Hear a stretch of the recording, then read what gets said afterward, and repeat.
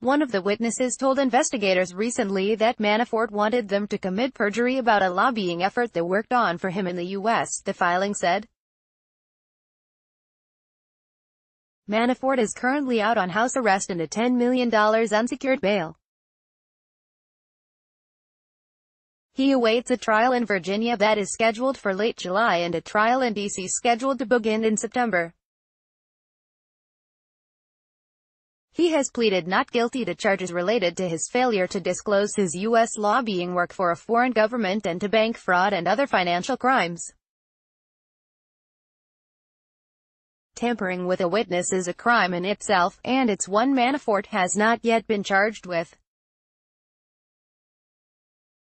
The new allegation places even more pressure on Manafort, who has stared down prosecutors as they heaped charges on him and say they continue to investigate the possibility that he coordinated with Russians during the 2016 presidential election. Habsburg Group activity in late February, the new filing says. Manafort repeatedly contacted two anonymous people who may be witnesses against him, called Person D1 and D2. Those two people had previously assisted lobbying and public relations efforts that Manafort masterminded in the U.S. and Europe. They have recently helped investigators find evidence of the witness tampering effort, prosecutors said. Manafort and a confidant first asked the two people to claim that the Ukrainian lobbying work only happened in Europe, effectively attempting to get their stories all on the same page, since all involved knew the group had lobbied Congress, investigators said. Manafort also attempted to use the two people to influence the distinguished group of former European political leaders they previously worked with, called the Habsburg Group, who were part of the alleged lobbying scheme. The two people had previously helped Manafort arrange for the Habsburg Group to contact U.S. senators, meet with members of Congress and their staffs, and publish an op-ed in the Hill newspaper in Washington that supported the politics of former Ukrainian President Viktor Yanukovych while posing as independent voices, prosecutors have said. In Monday night's filing, prosecutors attached several emails and schedules from 2011 to 2013 about the Habsburg Group's meetings in the U.S. with members of Congress. Manafort's allegedly illegal contacts with the two people happened in the days after prosecutors unveiled a new set of criminal charges against him in D.C. related to his lobbying work.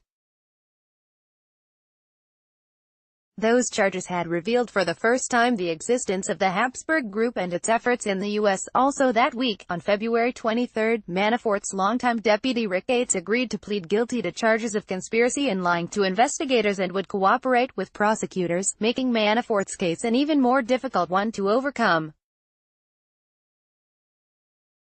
WhatsApp messages and phone calls. Manafort's contacts with the two potential witnesses started benignly enough, with phone calls and text messages through the service WhatsApp. This is Paul, the first encrypted text message that the government obtained, said.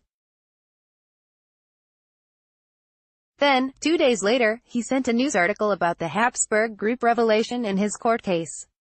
We should talk. I have made clear that they worked in Europe, Manafort wrote.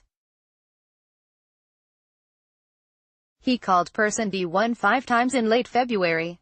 Person D1 tried to avoid him, even hanging up on one of the calls, the prosecutors said. Another Manafort confidant whom prosecutors have said has ties to Russian intelligence then contacted the second Manafort lobbying assistant on February 28. Out of the blue, the person told investigators, sending a "Hi. How are you? Hope you are doing fine," and a wink emoji. The Manafort confidant, referred to as Person A, then told the second potential witness he wanted to reach Person D1 to brief him on what's going on. The confidant continued to try to spread Manafort's message by sending an encrypted text that outlined Manafort's quick summary that